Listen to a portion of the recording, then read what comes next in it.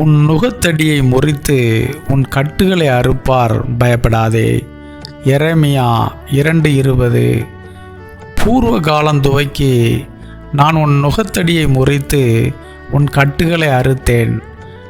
நான் அடிமைப்படுவதில்லை என்று நீயும் சொன்னாயே.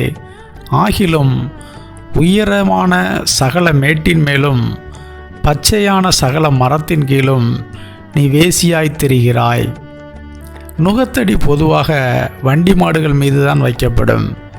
அதுபோல கட்டுகளும் ஆடு மாடு போன்ற விலங்குகளுக்குத்தான் நாம் போட்டு நமது கட்டுக்குள் வைத்திருப்போம். இந்த நுகத்தடியும் கட்டுகளும் மிருகங்களிடமிருந்து மனிதனுக்கு எப்படி வந்தன?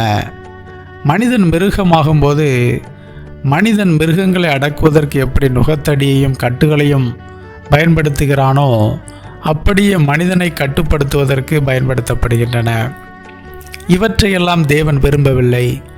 மனிதன் சந்தோஷமாகவும் விடுதலையோடும் இருக்க வேண்டுமென்றே விரும்புகிறார். ஆனாலும் பாவத்தினால் மனிதனுக்கு இப்படிப்பட்ட கேடு உண்டாகிறது.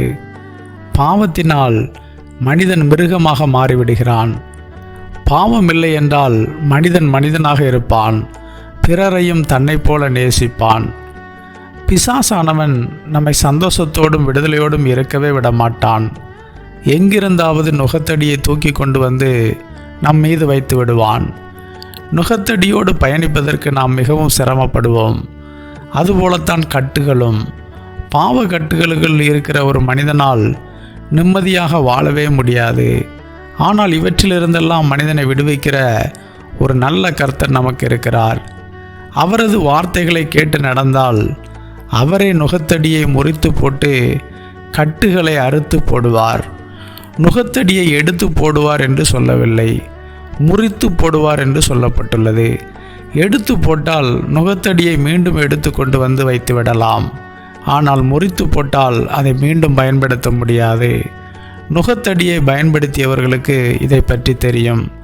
அதே போல கட்டுகளை அவிழ்த்து போடுவதாக சொல்லவில்லை, அறுத்து போடுவதாக சொல்கிறார். அவிழ்த்து போட்டால் கயிற்றை எடுத்து மீண்டும் கட்டிவிடலாம்.